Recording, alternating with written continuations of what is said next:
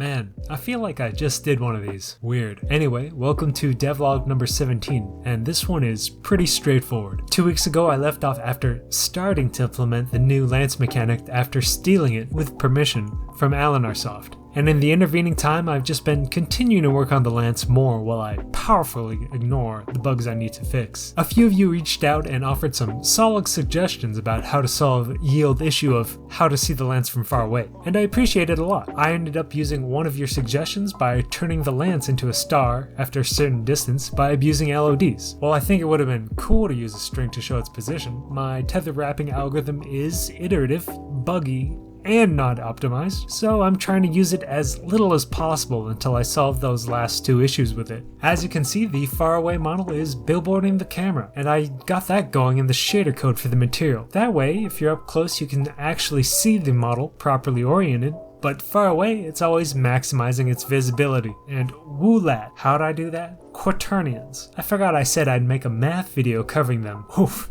I'll get around to that. Also on the visibility front, I made it so that way the lance can be seen behind other stuff. Pretty simple once I did a bit of reading the documents. It's just a basic depth comparison of a custom stencil that I added to my dat look post-processing material. Had a bit of a humdinger figuring out why it was yellowish instead of red, but then I remembered I had to saturate my custom stencil value. Also, if you remember last episode, I did a bit of hand-wringing about how the lance was going to deal with being bonked by moving geometry, and I decided to sidestep that problem entirely. Instead, once the lance is lodged into a surface, it stops all moving geometry within a certain distance of it. So that way, I get to think less. Not to blow my own horn too much, but I think this is a neat solution because it creates ways for my gameplay thingies to interact with each other. Stuff like this gets my noggin jogging. And of course, to visualize this freeze effect, I got this googly goo sphere. Got a nice red outline / Fresnel effect because the lance is red and inside it's grayscale, which to me gives off some "it's different in here" vibes. And I think this is my first actual transparent material. Everything else so far has been opaque with alphas. As a general rule of thumb, opaque materials are easier on the GPU than transparent ones. Has to do with rendering passes and sorting by depth, but sometimes you just gotta crack open a transparent material for a certain effect. Next up, I added sparkles to the lance. What's cool about this is the textures are procedurally generated using math.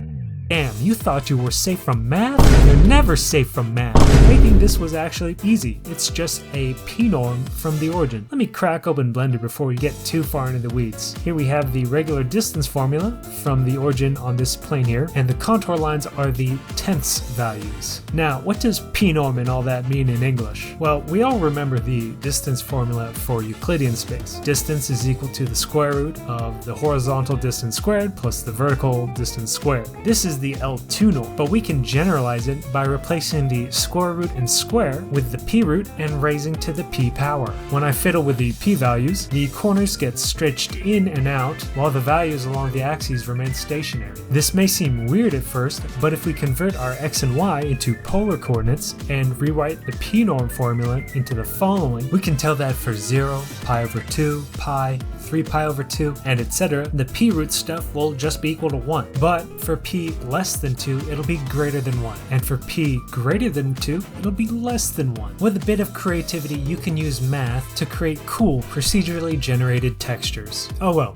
enough math for today. Of course, I also got the requisite mechanics stuff for the lance. Middle mouse returns the lance, and I added the old throw charging mechanic. And it's a little hard to see, but I have that well-timed turbo release. And of course, grappling the lance too. It's a little janky at the moment, and I made the grapple attach instantly instead of traveling out towards its target. I'm not entirely happy with how I made this work, so I'll probably be revisiting this, but as a proof of concept, it works. I'd like to get a new demo out by the demo day in March, but I need to really sort out all the movement bugs and just stuff I'm unhappy with. And then I want to rework this level so that it's funner. So that's what I'll be doing until then. Now before I sign off, a release schedule update. I'll release a video in 2 weeks as usual, on the 23rd for me, and then following that, my next video will be released on January 13th. I'm already predicting that my game dev and video production time is going to be crunched because of the holidays, and I don't want another Thanksgiving Day video incident. I'm just gonna take off some time instead. So while we skipped probability in my Math for Game Dev series, I still want to release a video on it. So that's what the next video will be. I'll follow a similar format as those videos in that I examine a problem to demonstrate value. So next time will be a probability video, which will hopefully inspire you to look into the topic further and use it in your actual life, because I think the probability mindset just helps you make much better decisions. And this way you don't have to suffer through a debugging episode. And that's it for today's devlog. As always, thank you for watching, and I hope you have a good day. If you enjoyed the video, please give it a like, and why not subscribe? I release new videos every 2 weeks, except for when I don't, and I love your guys' comments. I read all, and I try to respond to them all as well. You can also follow me on Twitter at dev_natsu, while I post what I bake when I do so. And speaking of baking, let's get to it.